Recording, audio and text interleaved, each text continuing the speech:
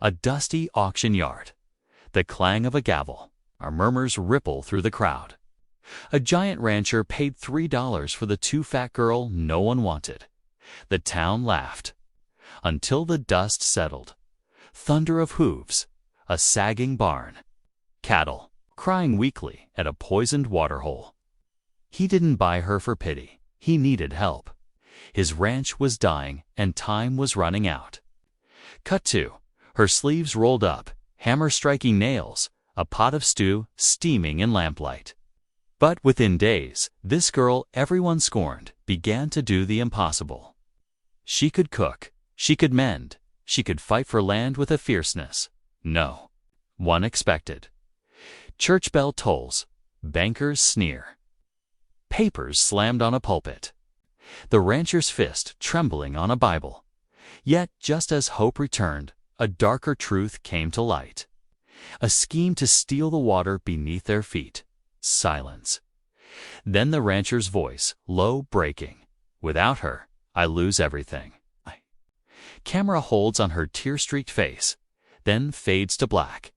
Can one unwanted girl really save a ranch, a man's soul, and herself? Or will the world break them both before they can prove it? Before we begin, share a piece of your world. In the comments, your city, your energy. It's a powerful thing, being part of something bigger than ourselves. The autumn sun beat down on the dusty auction yard of Redford, where weathered faces gathered to bid on everything from cattle to farm equipment. The crowd pressed forward, their boots stirring up clouds of dust as they jostled for position.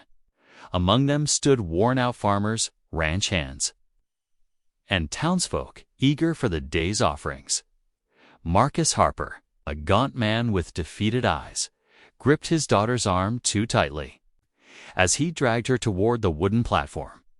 Lottie Mae Harper kept her head down, her cheeks burning with shame as her father muttered loud enough for nearby onlookers to hear. "Ain't nothing but a burden," he grumbled.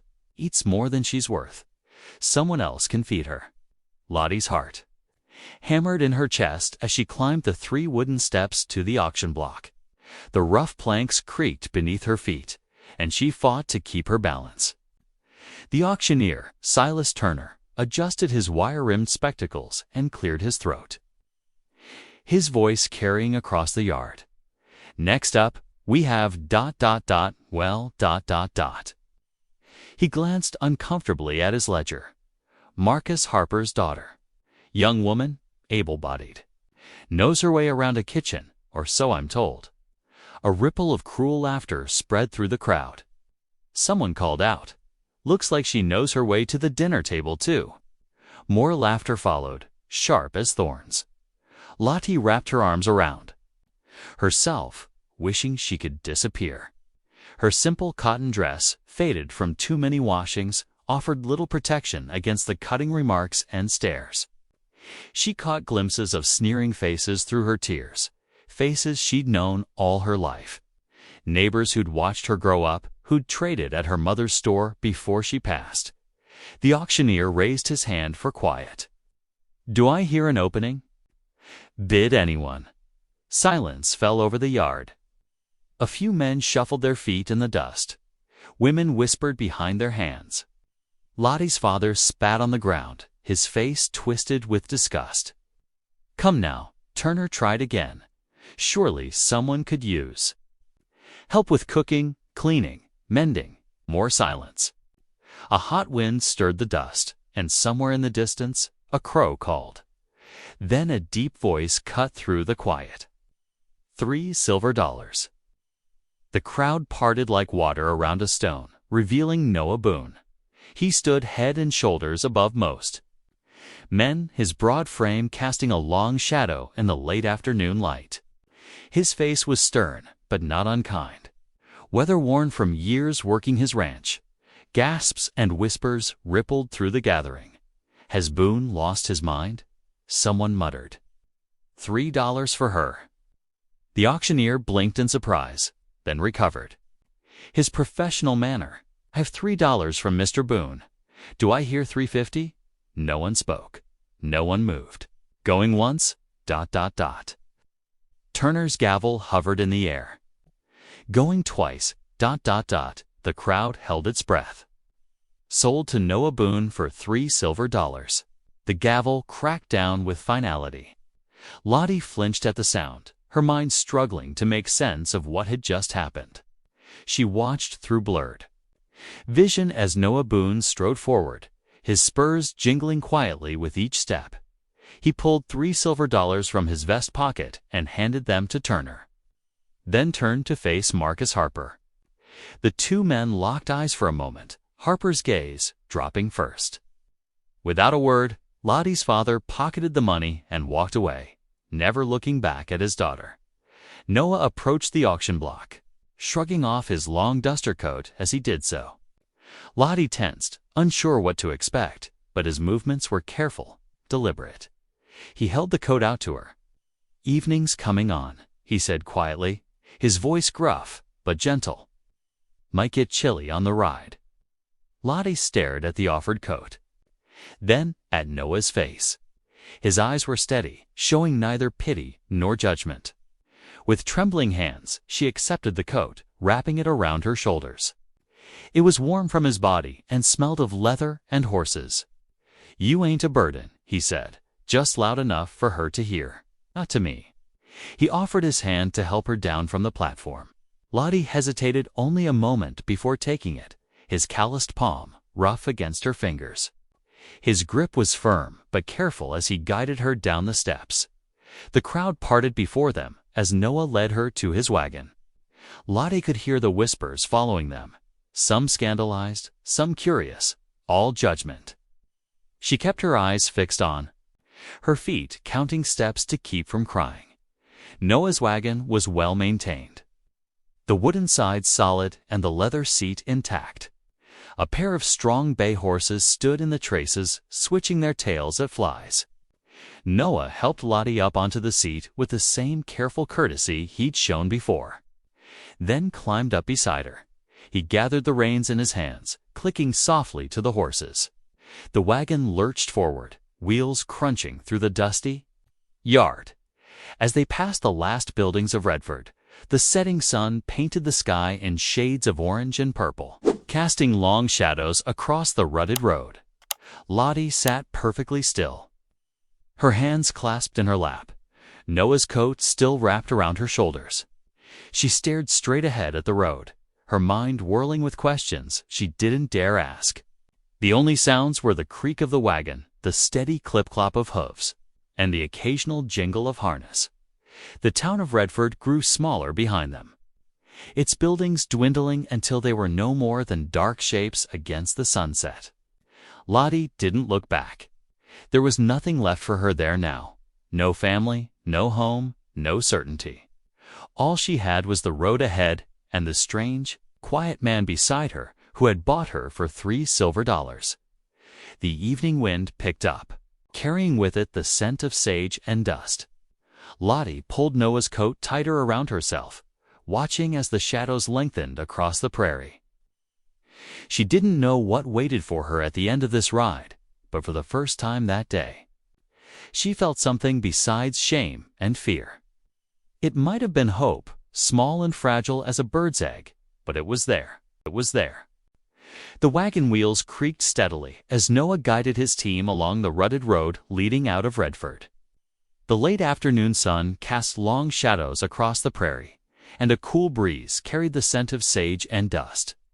Lottie sat rigid beside him, her hands clutched tightly in her lap, still wrapped in his oversized coat. The silence stretched between them, broken only by the rhythmic clip-clop of hooves and the occasional jingle of harness. Noah could feel the tension radiating from the young woman, sense her fear and embarrassment without having to look at her. He'd seen enough at the auction to understand the cruel laughter, the cutting remarks, her father's callous abandonment. After a mile or so, Noah cleared his throat. "Miss Harper." Lottie flinched at the sound of her name, but kept her eyes fixed straight ahead. "I reckon you're wondering why I bid on you today." His voice was low and steady, like he was talking to a spooked horse. Wasn't out of pity. She turned slightly then, catching him with a sidelong glance. Noah kept his eyes on the road, giving her space to listen without feeling watched. Saw something in your eyes back there. Strength, the kind that doesn't break. Easy. He adjusted his grip on the reins. That's what I need on my ranch. Strength. The sun had begun to sink toward the horizon when they reached Carter's Creek. Noah pulled the wagon to a stop near the water, where a few scraggly cottonwoods provided shade. The horses nickered softly as he set the brake. Best water them before dark, he said, climbing down from the wagon. He offered his hand to help Lottie down, and after a moment's hesitation, she accepted it.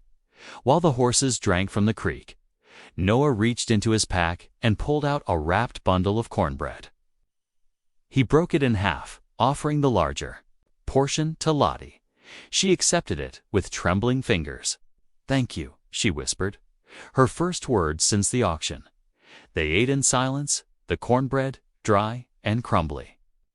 Lottie brushed the crumbs from her skirt and spoke again, her voice barely above a whisper. I can cook better than this. You have flour and lard, I mean." Noah glanced at her, and for the first time, a faint smile crossed his weathered face. It was gone in an instant, but Lottie had seen it, and something in her chest loosened. Just a little dot as darkness settled over the prairie. Noah built a small fire. The flames cast flickering shadows on their faces as he arranged blankets in the wagon bed for Lottie. "You'll sleep up here," he said, stepping back. "I'll be down by the fire." Lottie climbed into the wagon, settling onto the makeshift bed. The blankets were rough but clean, smelling of cedar from storage. She watched as Noah spread his bedroll on the ground near the fire, removing his boots but keeping his gun belt close. The night grew still around them, broken only by the soft popping of the fire and the occasional cry of a coyote in the distance. Noah's breathing soon settled into the steady rhythm of sleep, but Lottie lay awake, staring up at the stars scattered across the vast prairie sky. In the darkness, she clasped her hands together and whispered a prayer, so quiet it was barely more than a breath. "Lord, I don't know what's coming, but thank you for sending Mr. Boon today.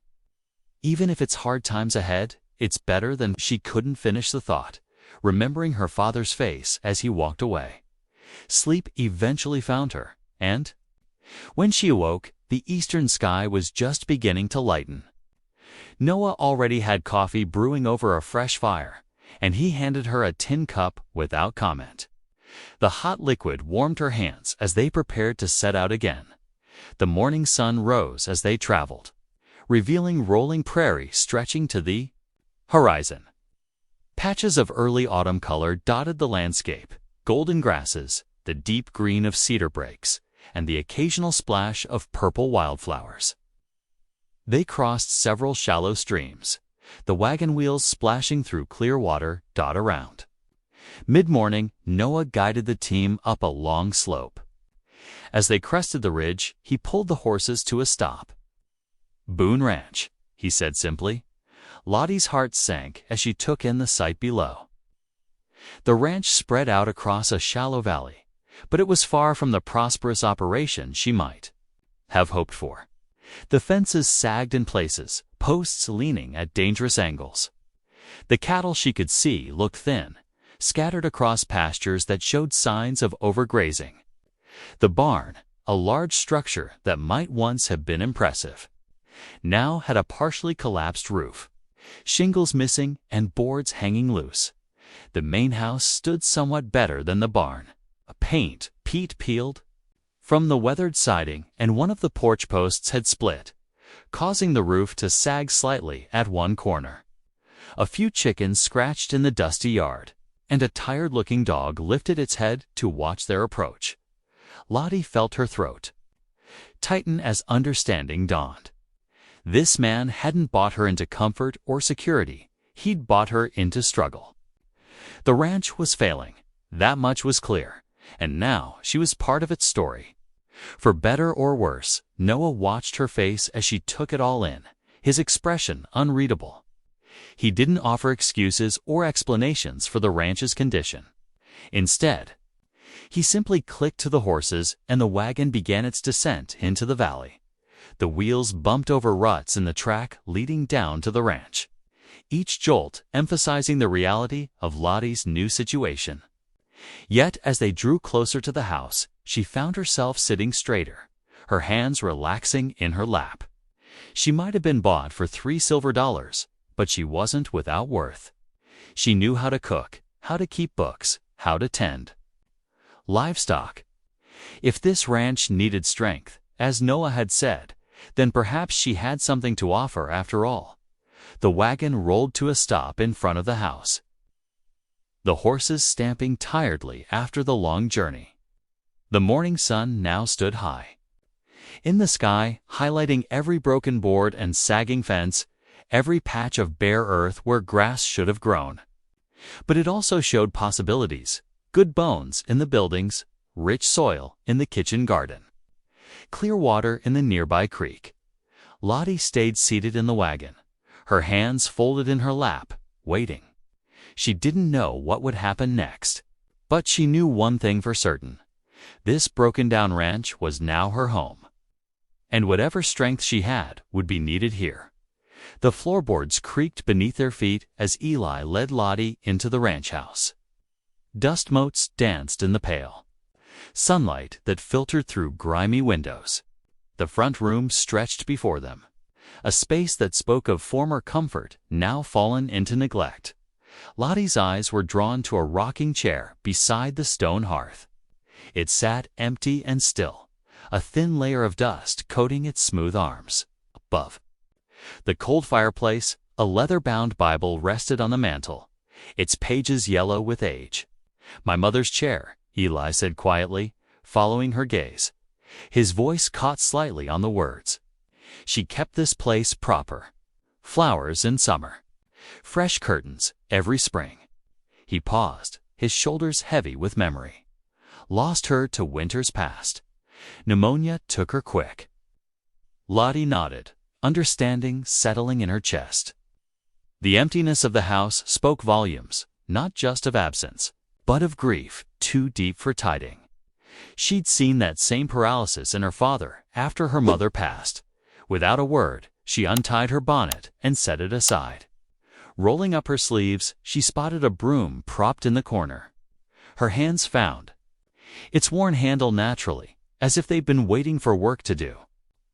"Miss Harper, you don't need to," Eli started. But Lottie had already begun sweeping, raising clouds of dust from the floorboards. "A house needs tending, Mr. Boon," she said softly, not looking up from her task. "Same as cattle." He watched her for a moment longer, then nodded and stepped outside to bring in her few belongings from the wagon. Lottie worked steadily through the afternoon. She swept years of dust from corners, wiped down window panes, and gathered kindling from the woodbox. Her movements were sure and practiced. These were tasks she knew well from her mother's store. As evening approached, she found her way to the kitchen. The cupboards were sparse, but she discovered a few potatoes, some dried beans, and half an onion. In the root cellar, she found carrots that were still good, if a bit soft. It wasn't much, but she'd learned long ago how to make something from nearly nothing. She got a fire going in the cook stove, its warmth bringing life back to the kitchen. Water from the pump ran rust-colored at first, but soon cleared. She set about preparing what she could find, adding wild herbs she'd spotted growing near the porch. Eli came in from tending the horses to find a pot of stew simmering on the stove. The kitchen windows had been wiped clean, letting in the last rays of sunset. A single candle burned on the table, which had been scrubbed to a clean glow. He stood in the doorway, hat in his hands, staring at the transformed space. "How did you... He trailed off, breathing in the rich aroma of the stew.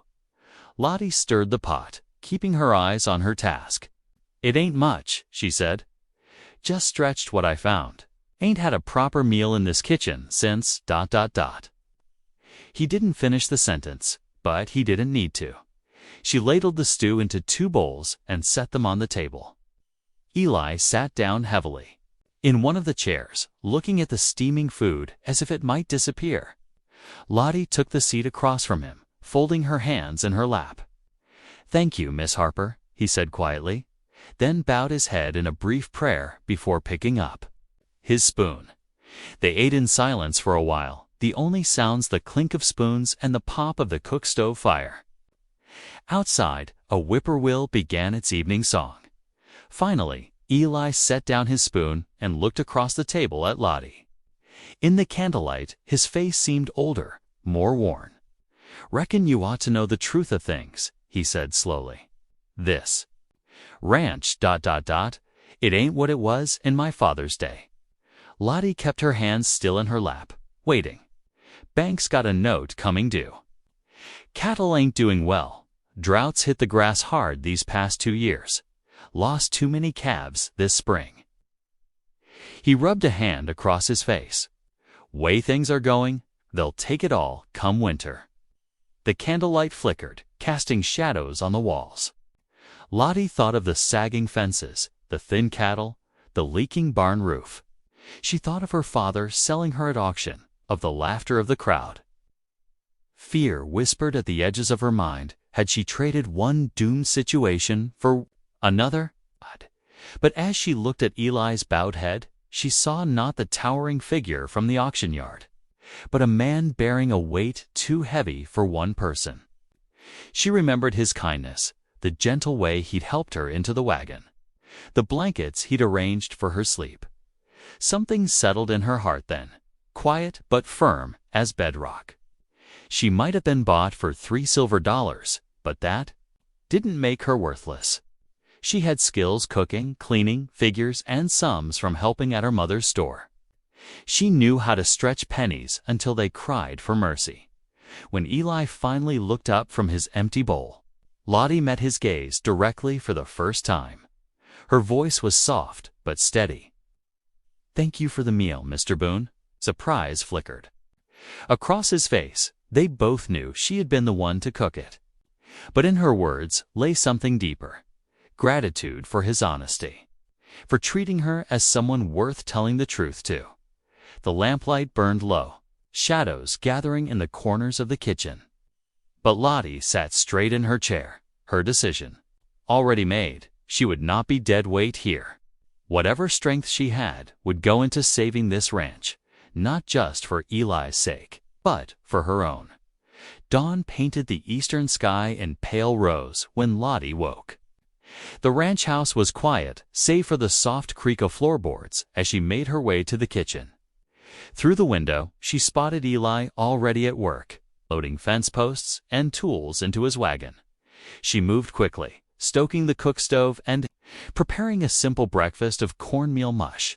Her hands worked steadily while her mind churned. Yesterday's revelations about the ranch's troubles left her restless, eager to prove her worth. After setting out Eli's portion to keep warm, she gathered her skirts, pinning them up in the practical way her mother had taught her. In the tool shed, she found a worn pair of work gloves that must have belonged to Eli's mother. They were soft with age, but still sturdy. Eli looked up from hitching his team when Lottie approached, tools in hand. His expression shifted from surprise to concern. "Miss Harper, you don't need to trouble yourself with this. Fence mending's men's work." "I've handled tools before, Mr. Boon," Lottie said quietly but firmly. "My mother taught me to repair, harness, and tack in the store. I reckon fence work ain't so different." He studied her for a long moment, then nodded slowly. "It's rough country out there. I'm stronger than I look." She lifted her chin slightly, remembering all the times people had judged her by her size, rather than her capabilities. The wagon creaked as they rode out to the south pasture. Morning dews sparkled on the grass, and meadowlarks called from fence posts that still stood. The broken sections were easy to spot, weather-worn posts tilted at awkward angles, wire hanging loose where cattle had pushed through. Lottie didn't wait for instructions. She grabbed a post hole digger and set to work beside a fallen section. The tool was heavy, but she'd lifted plenty of flour sacks and feed bags in her time. Eli watched her first few attempts, then wordlessly began working on another section. Nearby, the morning grew warm as they worked. Lottie's arms ached, but she kept steady, matching Eli's rhythm. When she struggled with a particularly stubborn post, she remembered her mother's words, "Ain't about being the strongest girl. It's about being clever with what strength you have." Around mid-morning, movement caught her eye. A calf lay in the tall grass, separated from the main herd. Its sides heaved with labored breathing. "Mr. Boon," she called out, already moving toward the animal. "There's a calf here, needs help." Eli strode over, frowning. Might be too far gone. Sometimes you have to let nature take its course. But Lottie was already kneeling beside the calf, her gentle hands checking its condition. "It's just weak from the heat, I think. See how it's seeking shade? With some water and care, it might pull through." She remembered nursing sick chickens. Back to health behind her mother's store, how every animal saved meant food on the table later. "Please, Mr. Boon, let me try." Something in her voice must have reached him. He helped her lift the calf into the wagon's bed, then watched as she fashioned a shelter from spare planks to shield it from the sun. They stopped work for lunch, sharing bread and dried beef in the shade of a lone cottonwood. Lottie glanced occasionally at the calf, satisfied to see it breathing easier under the makeshift shelter. "Mr. Boon," she said carefully, brushing crumbs from her skirt, "I noticed your ledger books in the house. I could look them over, if you'd like. I kept accounts for my mother's store." Eli's expression turned guarded. "Numbers ain't never been my strong suit," he admitted. "Been meaning to sort them proper, but ... Sometimes a fresh eye helps," she offered. "No harm in looking." After a long pause, he nodded. "Reckon you're right about that." They worked through the afternoon, completing more fence repairs than Eli had managed alone in days. The calf even stood shakily when Lottie offered it water. Earning a quiet smile from Eli. That evening, after supper, Lottie sat at the kitchen table with Eli's ledgers spread before her. The numbers told a story clearer than words falling. Cattle prices, mounting feed costs, repairs eating away at what little profit remained. But something about the banknotes caught her eye. She checked the figures again, her heart sinking. Looking up, she found Eli watching her from his chair by the fire. "Mr. Boon," she said softly, "these bank papers. The note comes due in 4 days." Eli sat heavily, his face shadowed in the firelight. "I never mentioned that part, did I?" His voice was rough with regret. "Thought I had more time, somehow." Numbers have a way of sneaking up on a person. Lottie looked down at the ledgers, then back at Eli. The fire crackled in the hearth, casting dancing shadows on the walls. Her voice came out barely above a whisper, but steel ran through it. "Then we don't have much time, do we?" The question hung in the air between them. Through the window, the first stars were appearing in the darkening sky. The same stars that had witnessed her humiliation at the auction yard now looked down on her, sitting at this table, facing numbers that might save or doom them both. Eli met her gaze across the room, and something passed between them, an understanding that they were now truly in this struggle together. The clock on the mantel ticked steadily, counting down the precious hours they had left to save the ranch. Morning sunlight gilded the prairie grass as Eli and Lottie set out for town in the wagon. The steady clip-clop of hooves and creak of wooden wheels filled the silence between them. Lottie's hands twisted nervously in her lap, her mind racing, with figures from the ledgers she'd studied late into the night. Eli sat straight-backed beside her, his jaw set firm as granite. Neither had slept much, knowing what awaited them at the bank. The numbers didn't lie. They needed more time, but time was the one thing Mr. Harlan was least likely to give. As they approached Redford, Lottie noticed how people stared and whispered. Some even pointed, no doubt still gossiping about the auction 2 days ago. She lifted her chin slightly, refusing to shrink under their scrutiny.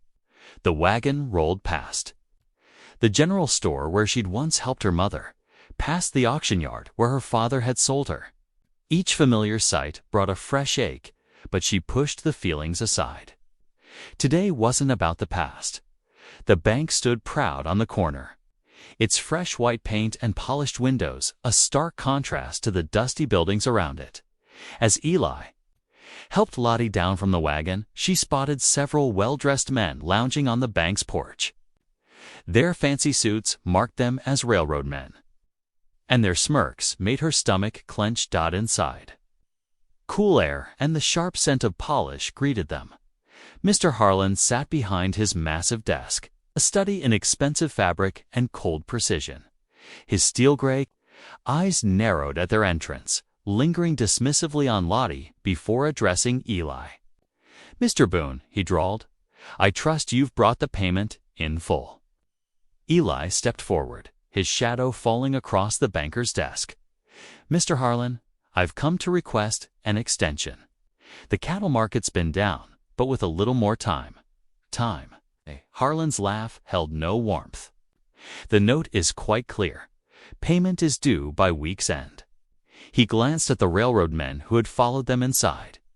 "Perhaps you failed to notice our town is growing. The railroad has plans, Mr. Boon. Plans that don't include struggling ranches taking up valuable land."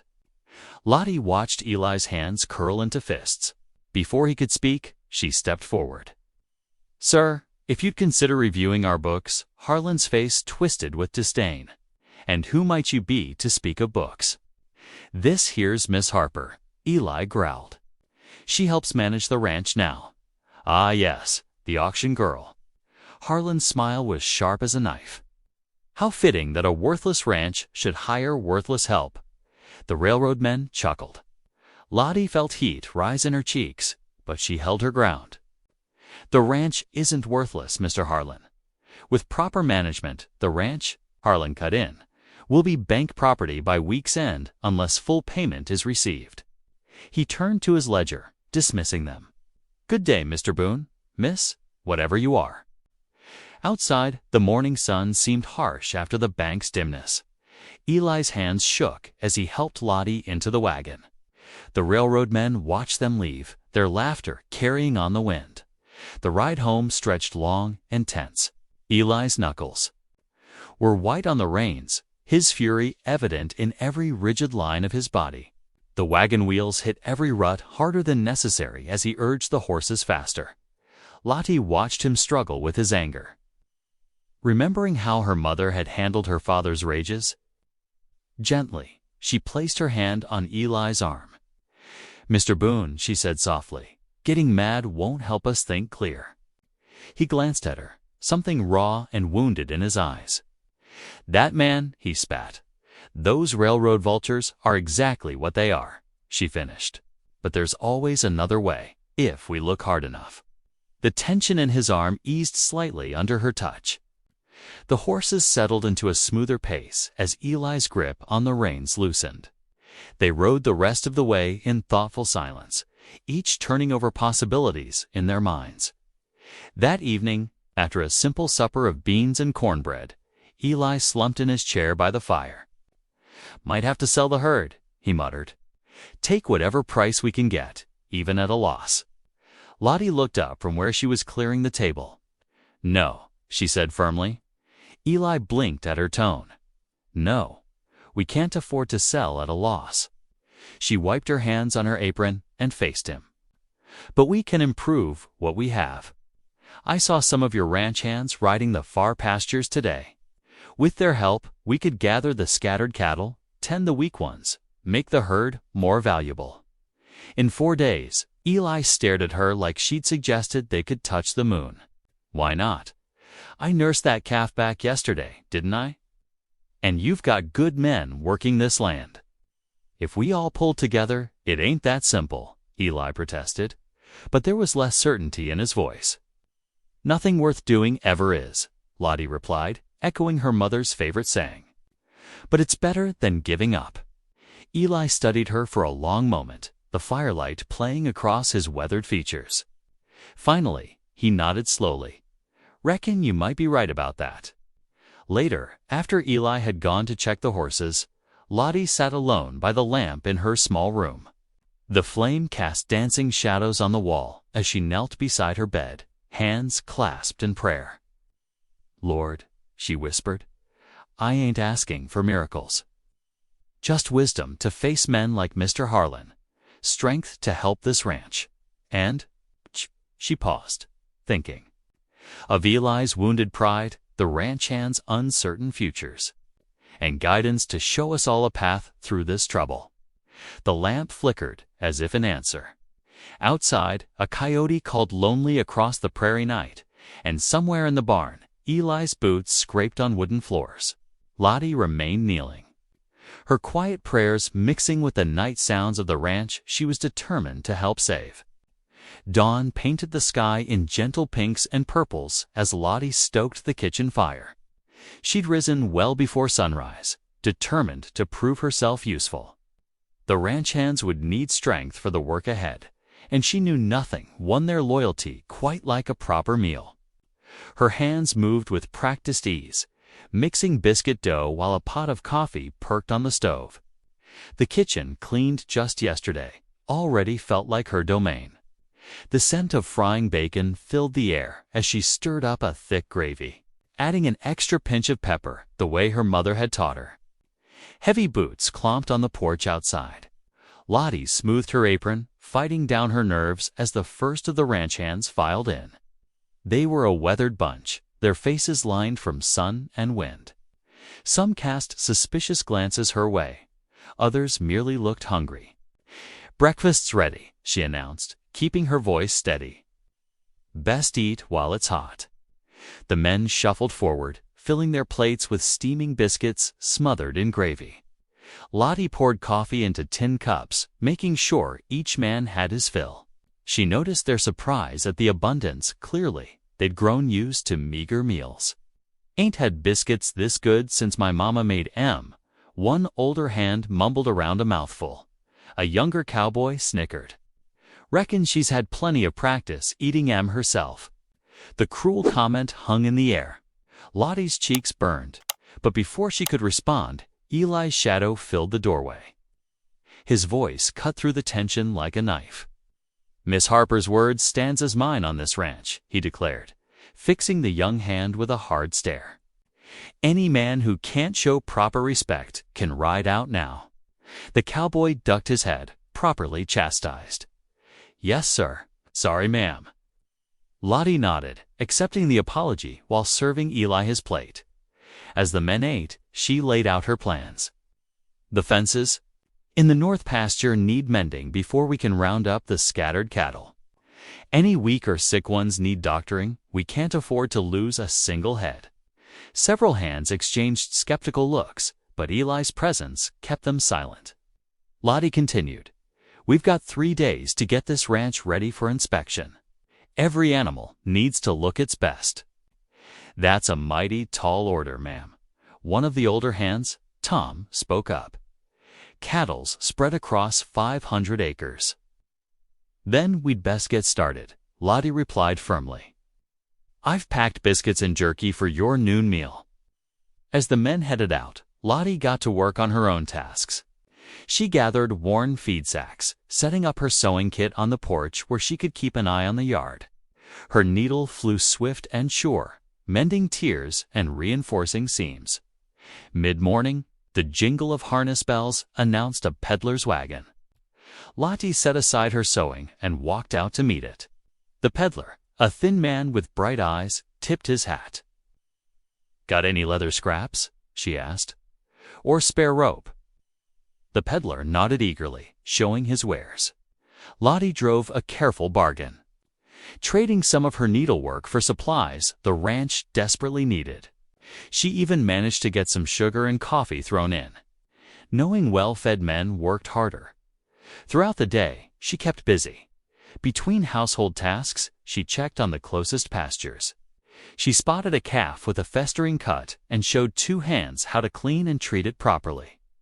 Her knowledge of livestock care, learned from years of helping neighbors, slowly began to impress the men.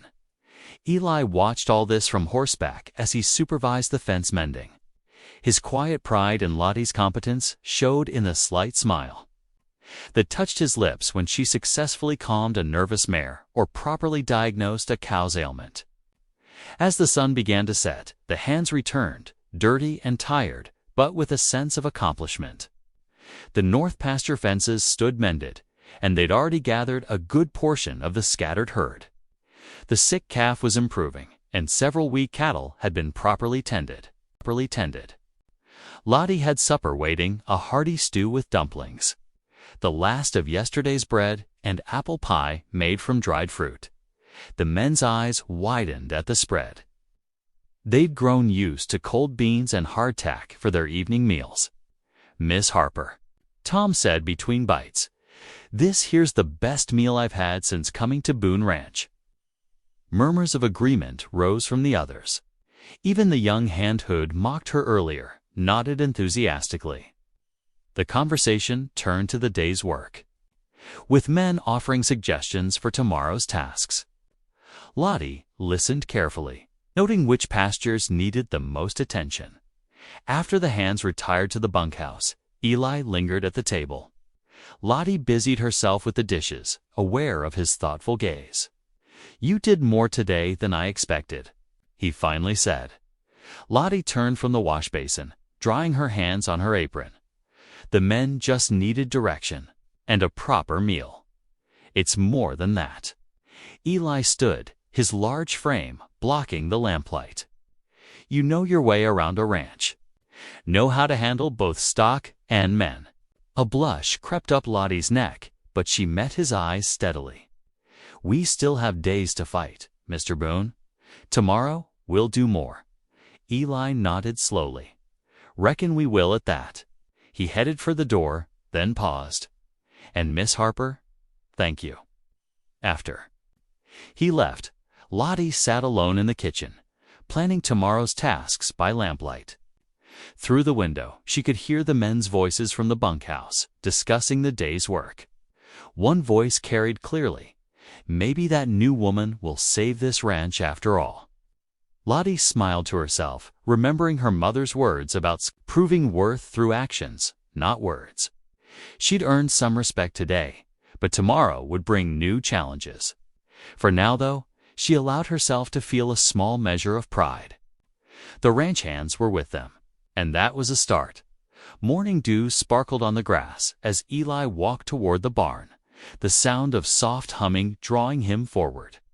He found Lottie kneeling beside the sick calf they discovered yesterday, her gentle hands checking its bandaged leg while she hummed an old hymn. The calf's head rested in her lap, its eyes half closed in contentment. Eli paused in the doorway, not wanting to break the peaceful scene. Shafts of early sunlight filtered through gaps in the barn boards, casting warm strips of gold across Lottie's rounded face. "Good morning, Mr. Boon," she said without looking up, somehow sensing his presence. "This little one's doing much better today." Eli stepped closer, noting how the calf's breathing seemed easier than yesterday. "You've got a way with animals, Miss Harper. They don't judge like people do," she replied softly, her fingers working to apply a fresh poultice. "Animals just know if you mean them kindness or harm." Something in her tone made Eli sink down onto a nearby hay bale. "Sounds like you've known more harm than kindness from folks." Lottie's hands stilled for a moment. The calf shifted, butting its head against her palm for attention. People can be cruel when they see something different from what they expect. She resumed her gentle ministrations. "The neighbors' children used to follow me home from church, calling out names. Even the adults would whisper behind their hands. Because of your size?" Eli asked carefully. She nodded, a hint of old pain crossing her face. "Mama always said I was just built sturdy, like my grandmother. But after she passed, Papa, ...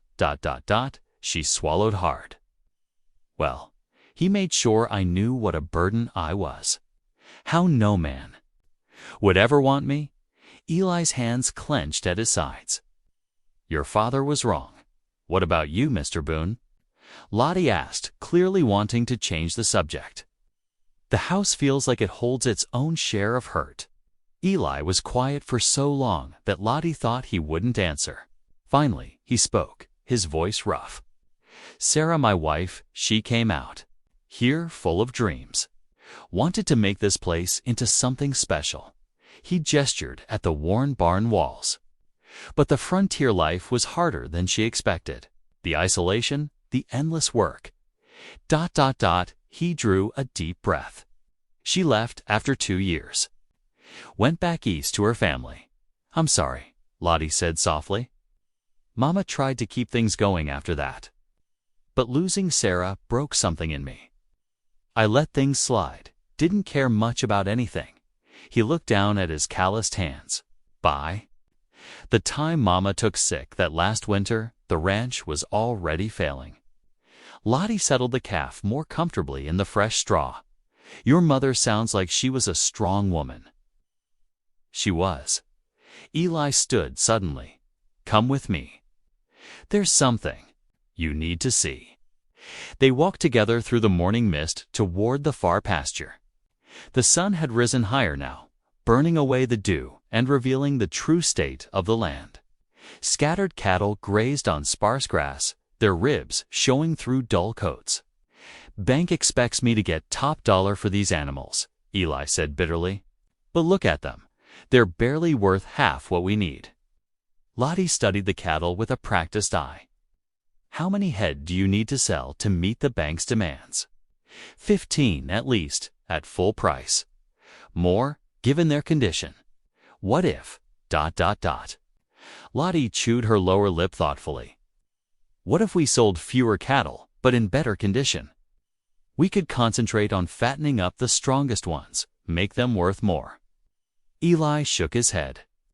Even if we could improve them that quick, it wouldn't be enough. Not by itself, Lottie agreed. But I can help make up the difference. I saw wool scraps in the storage room. I could card and spin it. Maybe weave some simple blankets. The peddler yesterday said there's always a market for good woolens. Her words came faster as the plan formed. And I can bake extra bread. Make preserves from the wild berries I saw growing near the creek. Small things add up, Mr. Boon. That's a lot of faith you're putting in a few blankets and preserves, Eli said. But there was a spark of hope in his eyes that hadn't been there before. Faith is all we have right now, Lottie replied. And I believe God didn't bring me here just to watch this ranch fail. They stood together, watching the sun climb higher over the pasture. A warm breeze carried the scent of sage and prairie. Grass. Somewhere in the distance, a meadowlark called. All right, Eli said finally. We'll try it your way. They spent the rest of the day working side by side, selecting the most promising cattle and moving them to better grazing. Lottie showed Eli how to mix a supplement feed using ingredients they had on hand, while he taught her his mother's trick for calming nervous animals. As evening approached, they returned to the house together. Lottie prepared a simple supper of beans and cornbread, but the meal felt different from previous nights. The silence between them had grown comfortable rather than strained. Eli even chuckled when Lottie told him about the time she'd outsmarted a stubborn mule that kept stealing eggs from her mother's henhouse. His laugh was rusty from disuse, but it transformed his entire face. I never would have thought to use molasses as a deterrent, he said, shaking his head in amusement. That old mule couldn't stand having a sticky nose, Lottie replied, smiling. At the memory, he never went near those eggs again. After the dishes were done, they sat together by the fire. The day's work had left them both weary, but it was a good kind of tired. Through the window, stars began to appear in the darkening sky. Lottie leaned back in her chair, watching the flames dance. The warmth of the fire, the solid walls around her, the quiet presence of the man beside her, It all felt right in a way she'd never expected. For the first time since her mother's death, she felt truly safe. Eli gazed at her profile in the firelight, noting how the flames brought out golden highlights in her brown hair. Silently, he offered up a prayer of gratitude. Lord, thank you for sending her here. Thank you for giving this broken place another chance. Neither spoke for a long while, but the silence between them held nothing but peace and possibility. The morning sun had barely cleared the horizon when Eli and Lottie loaded the wagon. Their precious cargo included 3 of their healthiest steers, tethered carefully behind, along with baskets of fresh-baked bread, jars of wild berry preserves, and neatly folded quilts Lottie had worked on through the night. These ain't much to look at, Eli said, lifting one of the rough wool blankets. Lottie smoothed her hand over the simple weave. They're warm and sturdy. That matters more than being pretty. She didn't mention how her fingers ached from hours of carding and spinning. The wagon creaked under its load as they set out for town. Lottie sat straight beside Eli, her heart beating fast with determination. The same people who had laughed at her days ago would see her differently today. She had to believe that the streets of Redford were already busy when they arrived. Women hurried between shops with market baskets, and men gathered in clusters, discussing cattle prices and weather. Heads turned as Eli helped Lottie down from the wagon. I'll see about the cattle buyer, Eli said quietly. Will you be all right on your own? Lottie nodded, squaring her shoulders. I know what to do. She started with Mrs. Peterson at the boarding house, who always needed linens. The older woman examined Lottie's blankets with a critical eye. Well now, Mrs. Peterson said, running her fingers along the even stitches. These are better work than I expected. How much? $2 each, Lottie said firmly. Or I'll trade. For flour and coffee, to her surprise, Mrs. Peterson smiled. I'll take 3, and I'll pay cash. My boarders have been complaining about the cold. Word spread quickly. Soon, other women were stopping by to examine Lottie's handiwork. Her fresh bread sold quickly, still warm from the morning's baking. The preserves went next, their jewel-like, colors catching the sun. Never thought you had it in you, Mrs. Wilson said as she purchased the last jar. Your mama would be proud. Lottie blinked back sudden tears. Thank you, ma'am. Meanwhile, Eli stood in tense negotiation with Mr. Thompson, the cattle buyer. The man circled their 3 steers, checking teeth and muscle.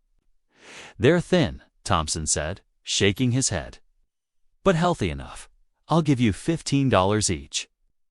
20, Eli countered. They're young and strong. Give them feed, they'll fill out fine. Thompson scratched his chin. 17, and? That's my final offer. Eli's jaw tightened. They needed every dollar, but he couldn't afford to walk away. Done. The $51 Thompson counted out felt heavy in Eli's pocket. It wasn't enough to save the ranch, but it was a start. He found Lottie near the general store. Her basket's empty, a small pile of coins in her hand. Her face glowed with quiet triumph. How much? He asked softly. $12.30, she answered, plus trade goods, flour, sugar, coffee, and some calico for more quilts. Eli did the quick calculation. $63.30 total. Still not enough to meet the bank's demands, but far more than he dared hope for that morning. The sun was setting as they loaded their supplies and turned toward home. Long shadows stretched across the prairie, and a cool breeze carried the scent of sage. Neither spoke much, both lost in thought about the money they still needed to raise. Back at the ranch, they worked together to unload the wagon and settle the horses for the night. The routine tasks felt different somehow, more purposeful, as if each small action brought them closer to their goal. After a simple supper, Lottie cleared away the dishes while Eli brought his worn saddle into the warmth of the kitchen. The leather needed mending, and the lamplight was better here than in the barn. Lottie began to hum softly as she worked an old hymn her mother had loved. Amazing Grace, how sweet the sound. The familiar melody filled the kitchen, mingling with the quiet sounds of Eli's work and the gentle ticking of the mantel clock. The scene felt almost peaceful, yet beneath the calm surface, worry still gnawed. Eli's fingers paused on the leather. "We're still $20 short," he said, quietly, "and that's if the bank doesn't try to add more fees." Lottie's humming stopped. "We have 2 more days," she replied, though her voice held a trace of uncertainty. "Perhaps we could." A sharp knock at the door cut off her words. They exchanged worried glances. Visitors rarely came this late. The night pressed against the windows, and though hope had bloomed that day, they both felt the weight of time slipping away. The ranch's fate still hung by a thread. And tomorrow would bring new challenges. Lottie resumed her humming, softer now, as if the familiar hymn could ward off whatever waited at the door. Eli rose slowly, his hand still holding the half-mended tack, ready to face whatever came next. The first rays of dawn had barely touched the eastern sky when frantic shouts shattered the morning quiet at Boon Ranch. Lottie, already up and stoking the kitchen fire, dropped her kindling at the sound of running footsteps and desperate calls.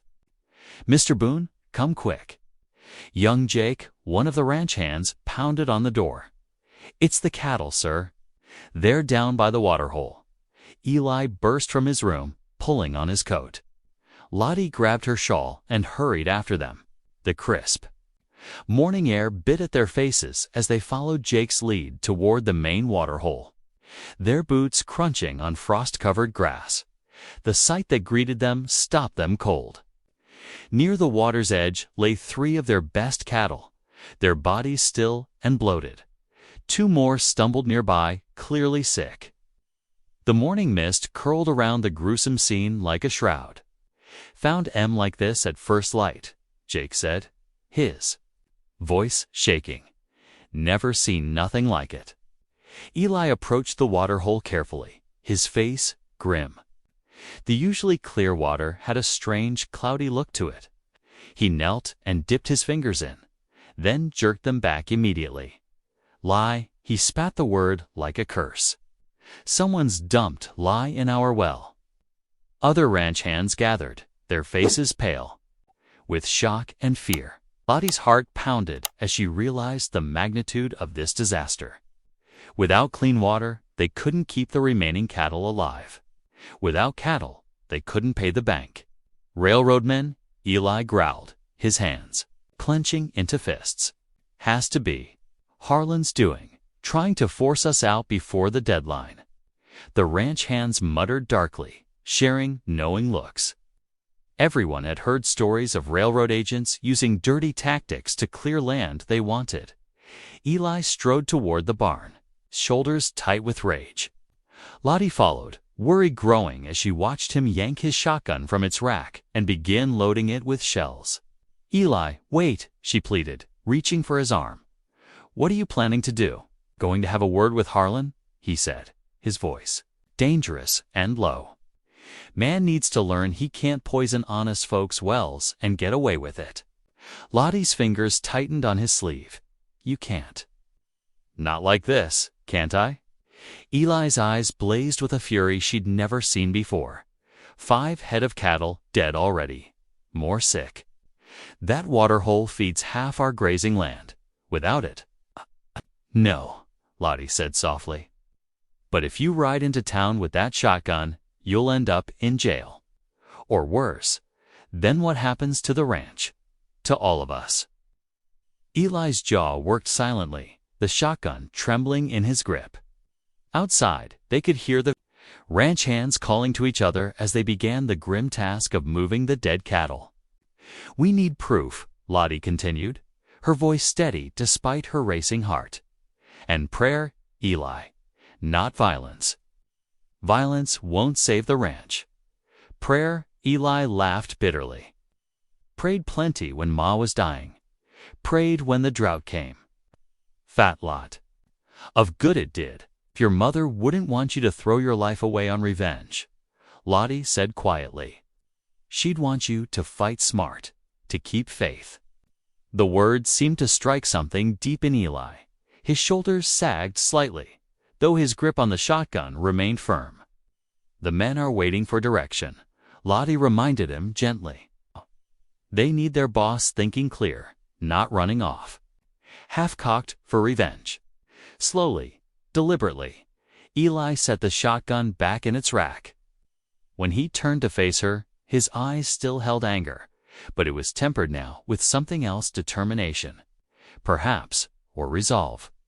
They spent the rest of Dazors the morning organizing the ranch hands, setting up new watering routes to the creek on the far side of the property.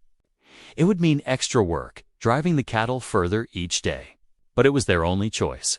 As the sun climbed higher, they buried the dead cattle and treated the sick ones as best they could. Lottie worked alongside the men, helping to string rope guidelines to the creek, her skirts muddy and her arms aching. Yet she kept glancing at Eli, watching the tension in his face. Knowing the rage still simmered beneath the surface, evening brought no relief from their troubles. The ranch hands ate their supper quietly, exhausted from the day's labor. Eli paced the kitchen floor like a caged mountain lion, pausing occasionally to stare out the window into the gathering darkness. Lottie sat in the rocking chair by the hearth, the family Bible open in her lap. The leather binding was worn smooth. With age, the pages marked with generations of Boon family notes and prayers. Vengeance is mine, saith the Lord. She read softly, her finger tracing the familiar words. I will repay. Eli's pacing slowed. He stood at the window, his back to her, but she could see how his reflection in the glass seemed to be listening. But I say unto you, love your enemies, bless them that curse you, do good to them that hate you, and pray for them which despitefully use you and persecute you. Pretty words, Eli said roughly. But they won't save our cattle, won't stop Harlan from taking everything. No, Lottie agreed. But they'll keep us from losing ourselves while we fight 'em. She turned another page, the paper crackling softly. Your mother marked this passage. See her writing in the margin? Eli turned from the window, drawn despite himself. He leaned over Lottie's shoulder, looking where she pointed. His mother's delicate handwriting filled the margin in times of trouble. Remember, God's justice runs deeper than man's revenge. Something in Eli's face softened. He reached out, touching his mother's writing gently. Outside, a wolf's howl echoed across the prairie, answered by another in the distance. The sound sent shivers down Lottie's spine. It felt like an omen. Though of what, she couldn't say. The ranch's future balanced on a knife's edge. The poisoned well, the dying cattle, the looming bank deadline, it all pressed down on them like a physical weight. Yet as Lottie watched Eli finally sink into a chair, his hands empty of weapons and clasped in thought, she felt a glimmer of hope. They would find a way through this. They had to. The wolves called again, their voices carrying across the dark prairie. Inside the warm kitchen, Lottie continued reading softly from the Bible, her voice steady and sure, while Eli sat in silent struggle with his conscience and the night pressed close against the windows. The morning sun cast long shadows across the ranch as the men gathered to bury their dead cattle. The earth was hard, requiring picks to break through the frost-crusted soil. Each thud of metal against ground echoed like a hammer striking their hopes. Eli stood apart from the others, his face carved in stone as he watched his livelihood being laid into the cold ground. The poisoned water hole had claimed 5 of their best cattle overnight, with 3 more showing signs of sickness. Without access to clean water, the remaining herd would soon follow. Lottie worked alongside the ranch hands, helping to drag branches over the burial site to keep scavengers away. Her arms ached, but the physical labor helped keep her mind from dwelling too deeply on their desperate situation. As she worked, a memory flickered at the edge of her thoughts, something her mother had mentioned years ago about water rights and legal filings. "Eli," she called softly, touching his arm. "I need to look through the house." He barely nodded, his eyes fixed on the burial site. Lottie hurried inside, her mind racing. The Boon family had worked this land for generations. Surely they'd kept records. She started in the study, pulling open drawers and cabinets. Dust rose in clouds as she lifted stacks of yellowed papers, making her sneeze. Hours passed as she searched. The afternoon sun slanted through dirty windows, casting golden bars across piles of documents she'd spread across the floor. Her back ached from bending over chest after chest, but she refused to give up. Something in her mother's voice echoed in her memory, a conversation about the importance of keeping proper papers. "What are you doing?" Eli's voice startled her. He stood in the doorway, looking bewildered at the chaos she'd created. "Searching," Lottie answered, not looking up from the trunk she was currently exploring. "Your family must have filed water rights claims. My mother always said the earliest claims had priority. Pa never mentioned anything about water rights." "Papers," Eli said, but he knelt beside her, beginning to help sort through the mess. Together, they worked through another chest, this one filled with old letters and ledgers. Lottie's fingers were black with dust, but she handled each paper carefully, knowing any one of them might hold the key to their survival. "Wait," she breathed, pulling a leather folder from the bottom of the chest. Inside, several documents bore official-looking seals. Her hands trembled as she unfolded the brittle papers. "Eli, look at this." The documents were dated 1843, signed by Eli's grandfather. The territorial seal was still visible, though faded with age. As they read through the papers together, their excitement grew. Here was proof, legal proof, that the Boon family had first rights to the spring that fed their waterhole. "These are priority water rights," Lottie explained, her voice shaking with emotion. "Your grandfather filed them before the railroad even existed. By law, they can't take our water access without compensation." Eli took the papers carefully, as if they might crumble to dust in his hands. "Will it be enough?" he asked, his voice rough with hope and doubt. "The bank's still coming for the ranch." "It's something," Lottie insisted. "These papers prove the railroad men had no right to poison our water. And if they're forced to pay compensation for the damage..." She let the possibility hang in the air between them. Eli studied the documents for a long moment, then looked at Lottie with something like wonder in his eyes. "How did you know to look for these?" "My mother taught me about keeping proper papers." "In the store," she explained, ducking her head to hide her blush. "She always said good records were worth their weight in gold." The sound of boots on the porch interrupted them, the ranch hands coming in for their evening meal. Lottie quickly but carefully gathered the precious documents and set them aside for safekeeping. "I'd better start supper," she said, rising and brushing dust from her skirts. "The men need a good meal after today's work." In the kitchen, Lottie threw herself into cooking with fierce determination. She used their precious stores of salt, pork, and beans to make a hearty stew, adding the last of their potatoes and carrots. The bread she'd baked that morning would fill empty bellies as she worked.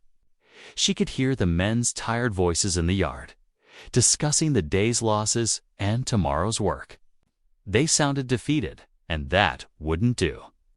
Not now, when they had a glimmer of hope to cling to. When the ranch hands filed in for supper, shoulders slumped and faces drawn, Lottie made sure each bowl was filled to the brim. She'd even used the last of their molasses to bake a batch of cookies, a luxury perhaps. But she knew sometimes the spirit needed feeding as much as the body. "Eat up," she encouraged, passing out thick slices of bread. "Tomorrow's another day to fight." The men looked surprised at the generous portions and the unexpected treats. Slowly, as they ate, their spirits seemed to lift. Conversation began to flow, first about the day's work, then about possibilities for tomorrow. Eli sat at the head of the table, the weight of responsibility heavy on his shoulders. But when Lottie placed his bowl before him, their eyes met, and she saw a spark of the same determination she felt burning in her own heart. "We ain't beat yet," she said quietly, just for him to hear. "Those papers give us a fighting chance. Don't lose heart now." He nodded slowly, something of his old strength returning to his face. Around them, the warm kitchen buzzed with the sounds of men eating, talking, planning. Outside, the wind whistled across the prairie, and somewhere in the distance, a coyote called a lonely sound that seemed to echo their uncertain future. But Lottie refused to give in to fear. She'd found the water rights papers. They had proof of their claim. Tomorrow would bring its own battles, but for now, she'd made sure everyone had a full belly and a reason to hope. Sometimes, she was learning, that was victory enough for one day. Dawn painted the sky in whispers of pink and gold as Eli and Lottie hitched the horses to the wagon, their breath fogged in the crisp morning air while they worked, checking straps and securing the precious documents in Lottie's worn leather satchel. The water rights papers felt like gold in her hands, wrapped carefully in clean cotton and tucked away safe. "Ready?" Eli asked, offering his hand to help her up onto the wagon seat. Lottie nodded, gripping his calloused palm as she climbed aboard. The wooden seat creaked beneath them as Eli settled beside her, taking up the reins. With a gentle snap and click of his tongue, he set the horses in motion, wheels crunching over the hard-packed earth of the ranch yard. The morning stretched before them, clear and bright. As they rolled past the poisoned waterhole, Lottie noticed Eli's jaw tighten, his knuckles whitening on the reins. She reached over and touched his arm gently. "We've got proof now," she said softly. "Legal proof." He gave a short nod, but some of the tension eased from his shoulders. They rode on in companionable silence, the wagons swaying beneath them as they followed the rutted road toward town. The prairie spread out around them, tall grass waving in the morning breeze, dotted here and there with early wildflowers. Down as they passed neighboring homesteads, people stopped their morning chores to watch. Lottie heard their whispers carrying on the wind, saw the way heads turned to follow their progress. These were the same folk who'd laughed at her in the auction yard just days ago. But now their expressions held something different. Curiosity, perhaps even respect. "Look at that," one woman murmured to another as they passed the Miller place. "Who'd have thought Boon's auction yard wife would stick?" "Heard tell she's got a good head for numbers," came the reply. Maybe the man knew what he was about after all. Lottie felt her cheeks warm at the words, but she held her head high. Let them talk. She wasn't the same frightened girl they'd mocked on the auction block. She had purpose now, and strength she never knew she possessed. The sun climbed higher. As they approached Redford, its rays glinting off the church steeple that rose above the other buildings.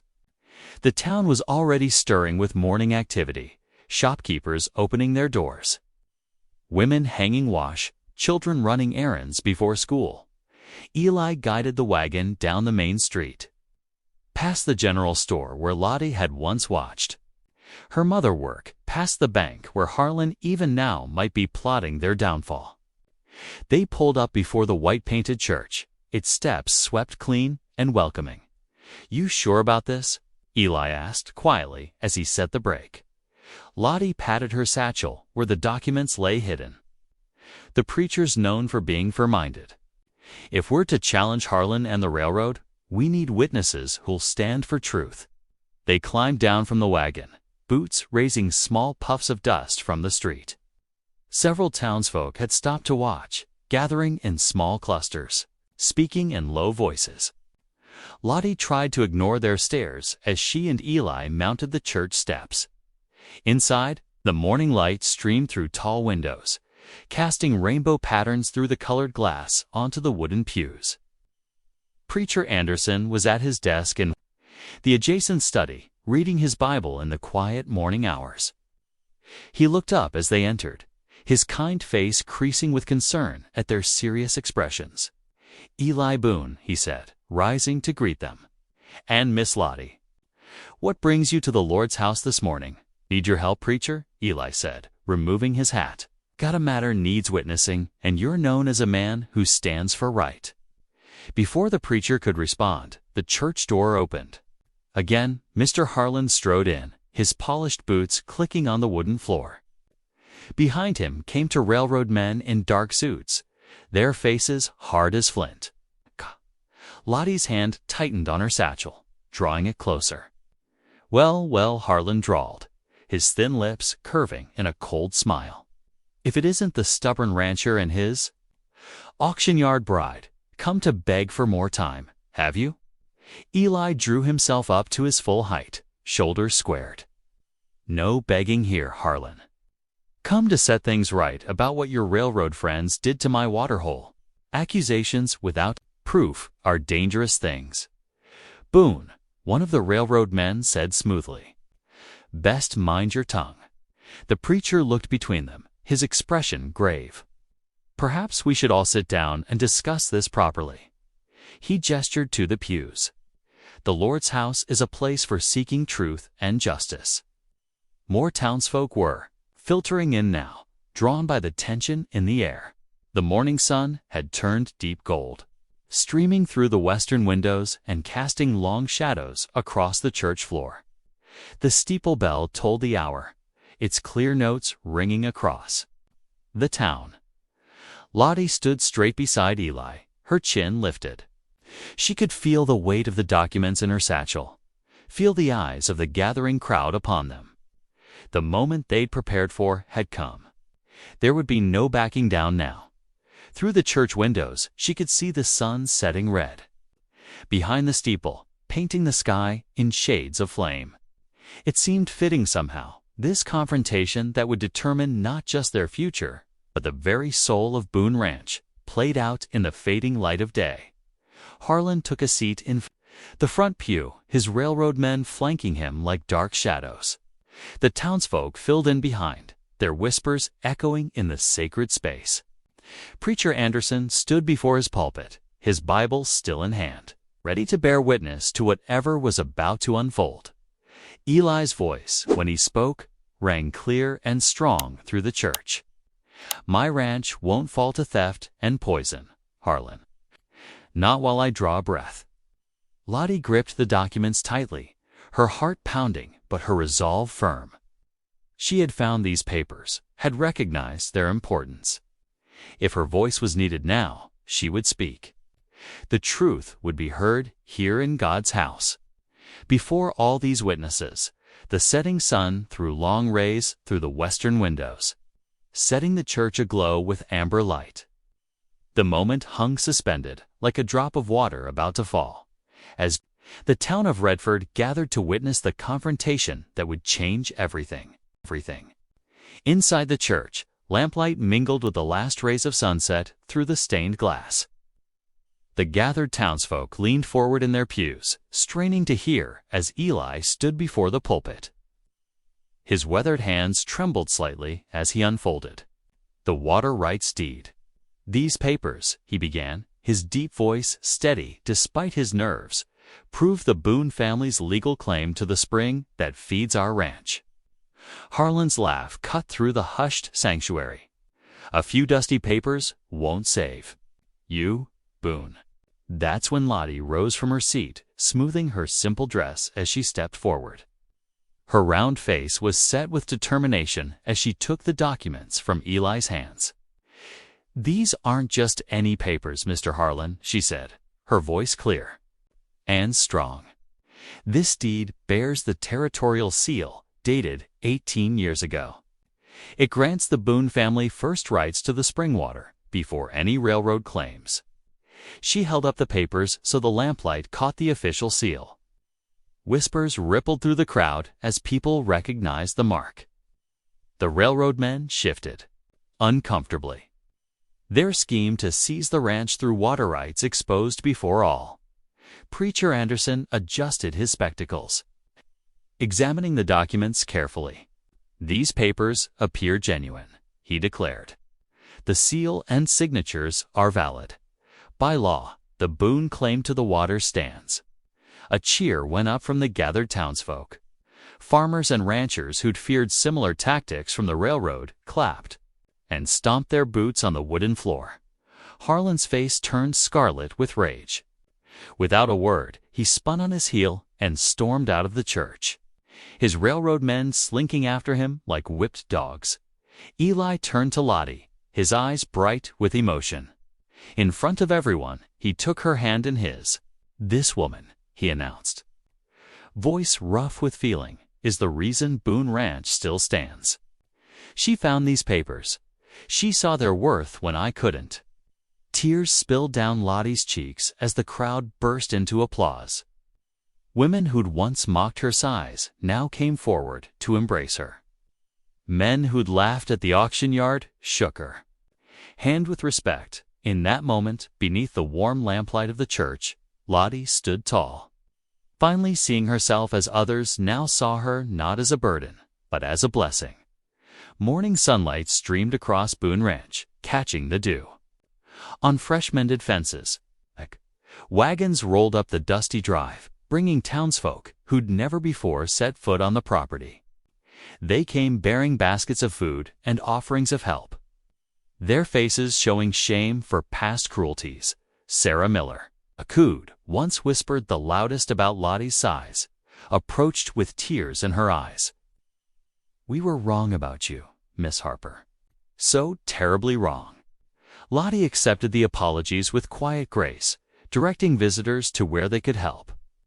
Ranch hands worked with newfound energy, leading cattle to drink at the spring that was now securely theirs. The animals' coats already looked sleeker, hope restored to the land through clear water and clear consciences. Near the corral, Eli gathered everyone around. His tall frame stood straight and proud as he took Lottie's hand. "This woman here," he declared, his voice carrying across the yard, "isn't the burden folks claimed. She's my partner in all things, a blessing straight from the Lord's hand." Murmurs of approval spread through the crowd. Women nudged each other, whispering about wedding plans and church bells. But later, when the sun hung low and they stood alone by the garden fence, Eli turned to Lottie with gentle eyes. "I don't want you feeling bound by duty," he said softly. "Whatever comes next should be your choice, free and clear." Lottie's heart swelled as she looked up at him. Words failed her, but her eyes spoke volumes of love found in unexpected places. She simply squeezed his hand and whispered, "I'm already home." Together, they bowed their heads in prayer, thanking God for bringing them to each other through such unlikely circumstances. As evening painted the sky in purple and gold, neighbors gathered around the long table in the ranch house. The rooms that had echoed with emptiness now rang with laughter and conversation. The aroma of fresh bread and stew filled the air as people passed plates and shared stories. Lottie sat at the head of the table, her face glowing with joy. She watched the scene around her, ranch hands joking with townspeople, children playing in corners once dark with dust. Eli's warm smile directed her way. For the first time in her life, she felt truly seen, truly valued, truly cherished. The house had transformed from a place of shadows into a home of light and love, just as she had transformed from an unwanted burden into a beloved partner. 3 weeks after their victory at the church, Boon Ranch stood transformed. The autumn sun glinted off newly mended fences that stretched across rolling pastures. Fat cattle grazed on sweet grass, their coats glossy and healthy. The spring bubbled clear and strong, sustaining both land and hope inside the ranch house. Lamplight danced on freshly scrubbed walls. The dining table, once a lonely sentinel, now hosted nightly feasts for ranch hands who'd become family. Their laughter echoed through rooms that had forgotten joy, mixing with the gentle notes of hymns sung after supper. Lottie moved through the house with quiet confidence. So different from the timid woman who'd arrived in Eli's wagon. Her round face glowed as she gathered everyone for the evening meal, hands folded in prayer. "Dear Lord," she began, her voice steady and sure, "we thank you for this bounty, for this home, for bringing light out of darkness." The men bowed their heads respectfully, including Eli, who sat beside her with pride shining in his eyes. As the meal drew to a close, he stood, commanding attention with his presence. "Friends," he announced, "God has blessed this ranch beyond measure through Lottie Mae's arrival. Tonight, before you all, I declare my intention to make her my wife if she'll have me." His voice softened on the last words, eyes seeking hers. Later, as dusk painted the sky in purple shadows, Eli and Lottie stood in the doorway of their home. They watched contentedly as cattle grazed in the distance, their shapes dark against the fading light. His large hand enveloped hers, strong and gentle. "The world called you unwanted," Eli whispered, his voice rough with emotion. "But you saved me, Lottie Mae." She turned to him, tears glistening in her eyes, yet her smile radiant. "We saved each other," she answered softly, above them. Stars began to appear in the darkening sky, wheeling in their ancient dance. The evening air carried the scent of sage and promise, of faith rewarded and love hard-won. Here, on land redeemed by courage and grace, two souls once lonely had found their true home together. Thanks for taking a moment to feel with me. If this story reminded you of what matters, hit subscribe. I'll be here tomorrow, continuing our story.